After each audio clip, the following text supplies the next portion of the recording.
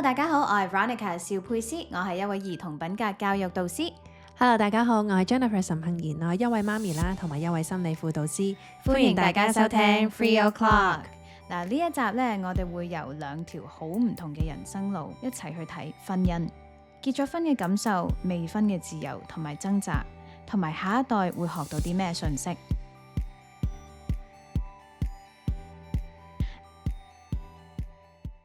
嗱，喺香港啊，好多女人到某一個年紀都會問幾時結婚啊？但係喺2026年結婚呢，其實仲係唔係人生嘅必經關卡呢？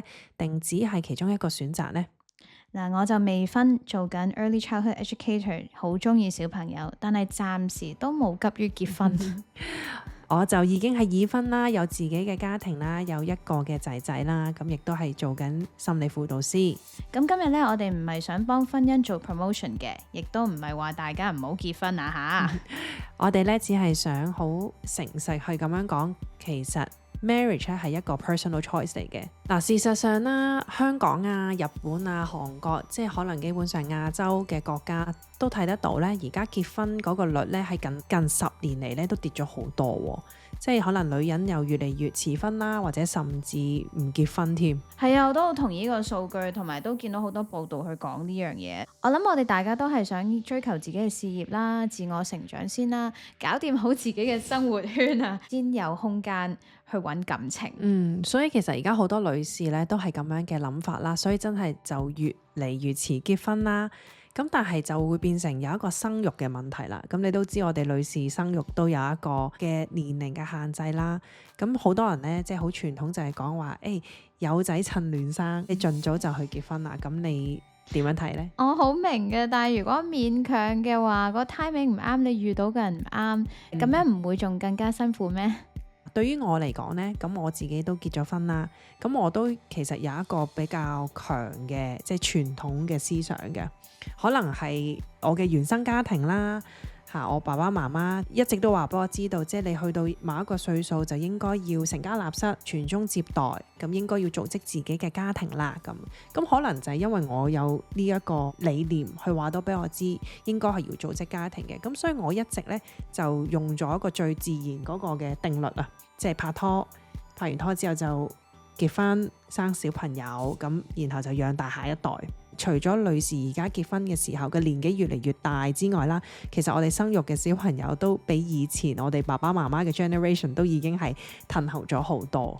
同埋少咗人生小朋友，再加上係少咗小朋友，係幾得意嘅現象。我覺得大家都係追求各自嘅事業啦，就算係即係生咗小朋友之後啊，爸爸媽媽可能都係 working dad、working mom，所以其實有好多社會嘅現象係改變咗好多，啲舊思想係慢慢疏離咗，然後我哋喺呢個新嘅世界去 create 屬於自己嘅家庭嘅概念。不過呢，我都見過有好多而家單身嘅女性啦，特別係即係30後啦，就開始焦慮。你可能點解我冇呢啲人生嘅經歷啊？即係或者點解我仲未結到婚啊？仲未揾到個對象啊？咁你係30後啦，咁你有冇呢啲嘅焦慮啊？都會有嘅，即係30幾歲會覺得，好似身邊啲朋友開始結婚咯，或者組織家庭喎。咁但係我自己就會覺得，即係我想做好自己先。因為我見以前嗰一代呢，例如爸爸媽媽或者嫲嫲爺爺嗰一代呢，佢哋真係為咗生育或者係即係你所講嘅傳宗接代而去生小朋友，但係佢哋有好多自己嘅嘢係冇追求過。即係佢哋個 freedom of choice 係少咗，係為咗個小朋友而去放棄咗嗰啲 choices。咁我自己就覺得作為一個現代女性呢，我哋可以同時間去追求唔同嘅嘢，不過係睇下自己心裏面覺得個 timing 係幾時 ready 去結婚呢？如果嗰個對象個 timing 啱唔啱呢？係咪啱 timing 去生小朋友呢？多咗呢一啲嘢去諗，咁我會 kind of 見招拆招去應變同埋調節自己嘅心態咯。我唔想揀錯人，亦都唔想因為有咗小朋友就變咗冇咗自由啊。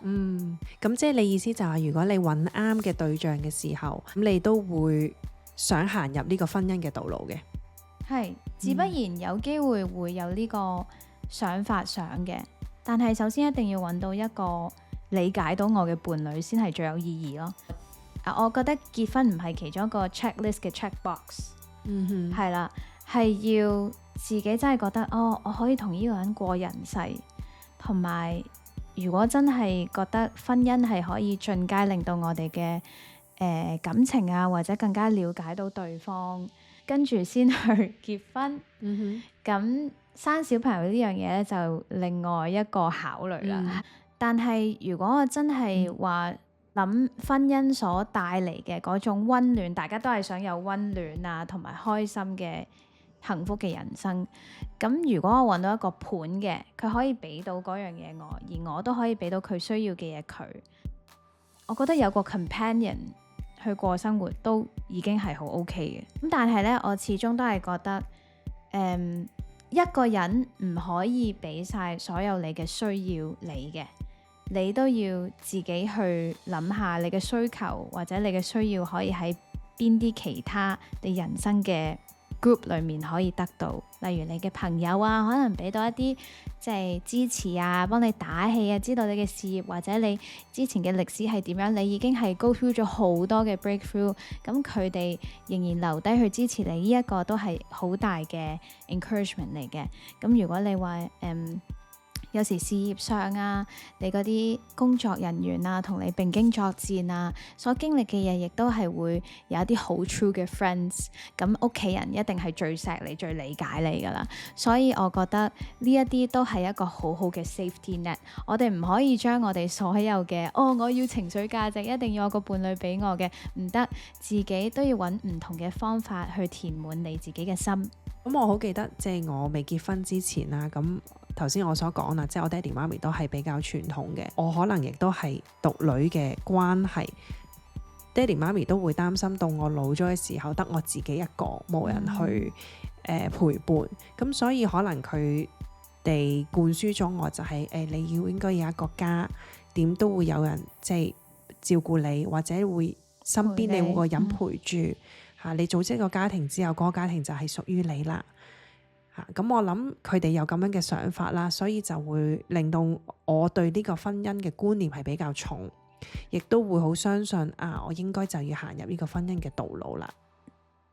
咁我反而係相反嘅，我嘅屋企人呢係同我講話嗱，你因為你係獨生女啦，咁爸爸媽媽同你嘅關係好 close 啦，咁當然我哋都希望你有人陪啦，所以你有你嘅 cousin 就係你啲堂兄妹啊，佢哋都會同你差唔多年齡嘅而家，咁你哋要 keep 住 contact 喎，要互相照顧喎。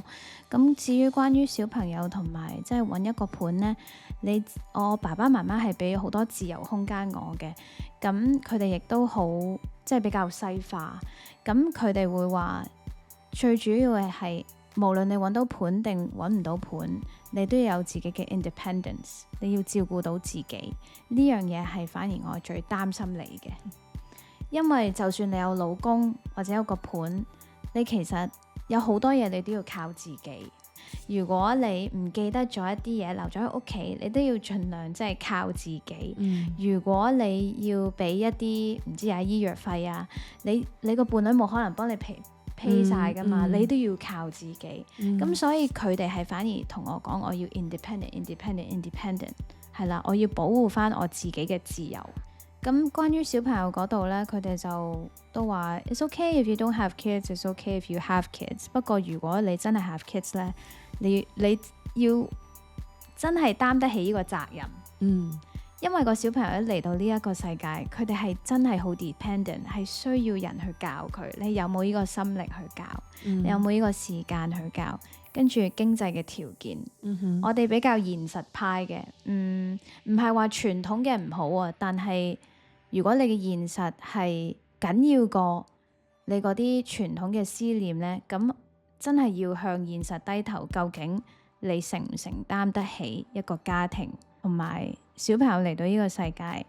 你真係要好好咁教導佢，或者係咁啦，即係我而家做緊兒童品格教育導師咧，我都係可能去體驗緊啲家長點樣去照顧小朋友啦，同埋而家啲小朋友佢哋嘅個性啊，喺呢個世界啊點樣去互動啊，將來點樣生活。咁所以對於我嚟講呢，你話想唔想生育呢？我暫時都係會覺得，我唔知道將來嘅世界係會點。咁我作為一個獨生女，如果我淨係生一個小朋友 which is 我真係如果諗住生係淨係生一個，我都會諗緊 future planning。世界而家變得咁犀利，有戰爭啊，又有好多 plastic 啊，又唔知道 AI 會變成點啊，我都會為佢擔心。而呢個擔心係導致到我可能唔生小朋友算啦。咁但係我自己個人呢，就會覺得，我當時我冇諗到呢啲嘢，就算我諗到呢啲嘢，我都會覺得嚟到呢個世界上，佢都可以去應變，佢都可以去應對嘅。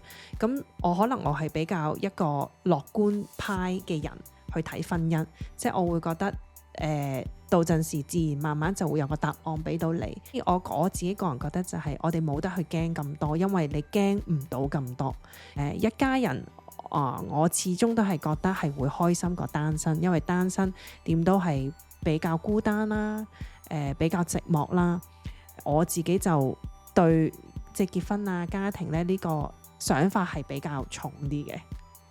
咁你講到話即係有家庭，創造一個家庭，創造你可以話一個小朋友，帶呢個小朋友到呢個世界。我自己領悟到就係我哋作為人類啊，我哋嚟到呢個世界就係我哋要 create 一啲嘢。咁 whether 嗰個 creation 係我要生育，我要帶一個新嘅嘢嚟呢個世界，亦都可以嗰個 creation 係可能我做一啲工作嘅嘢 create 咗一啲位，一啲空間俾人。佢哋可以成就佢哋，或者俾一個空間佢哋覺得被接納。即係我覺得人生係關於 creation，但係未必係真係物質上嘅 creation， 可能係關係上嘅 creation，可能係機會上嘅 creation。咁呢樣嘢我就會覺得，哇！即係只要我哋 keep going as 一個 human race， 我哋係會不停進步。可能遲啲生小朋友唔係需要咁辛苦呢。係㗎。可能遲啲生小朋友係用 AI 感覺仔。就算你真係生咗個小朋友出嚟，你擔心呢樣嘢，但係可能到未來其實 AI 已經幫你解決咗呢一樣嘢咯。係好正面啊 ，so good 。好啦，咁我哋不如最後一個 point 就講下點樣去教育下一代關於婚姻嘅信息啦。咁喺幼兒教育裏面呢，我會教小朋友，將來你哋可以揀自己想要嘅家庭模式，有爸爸，有媽媽，有單身，有寵物，都一樣可以咁幸福，唔一定要俾咁多壓力自己嘅。咁女仔係咪一定要生仔結婚呢？其實有好多嘅選擇㗎。我自己咧就同小朋友分享咧，就會話嗱，媽媽同埋爸爸咧結咗婚，生咗你之後咧，其實係我哋人生最大嘅幸福同埋嘅責任嚟嘅。咁我都會尊重佢嘅個人選擇啦。咁亦都唔會話即係鼓吹佢你一定要結婚啊各樣嘢。咁如果佢真係選擇係覺得單身係開心啲，佢覺得佢自己想專注佢自己嘅事業嘅，咁我覺得都係屬於佢嘅自己個人人生嘅道路。咁我都會好 proud of 佢會去做到呢樣嘢。咁所以我同 Jennifer 都覺得傳統有傳統嘅路嘅好，自由嘅路亦都有自由嘅好。兩方都可以互相互補嘅。最緊要咧就係學識點樣為自己嘅選擇負責，同埋無論係行邊一條路都好，你一定要開心。同埋記得係你有選擇嘅。好啦，咁最後咧，我哋就有兩個問題想問我哋嘅聽眾嘅。你嘅內心傾向係傳統結婚生仔啊，定係自由自己嘅 pacing 啊？點解呢？第二就係，如果要勸一個猶豫緊嘅朋友，你會用邊個立場去說服佢呢？好啦，我哋今集講住咁多先，我哋下集再見，拜拜。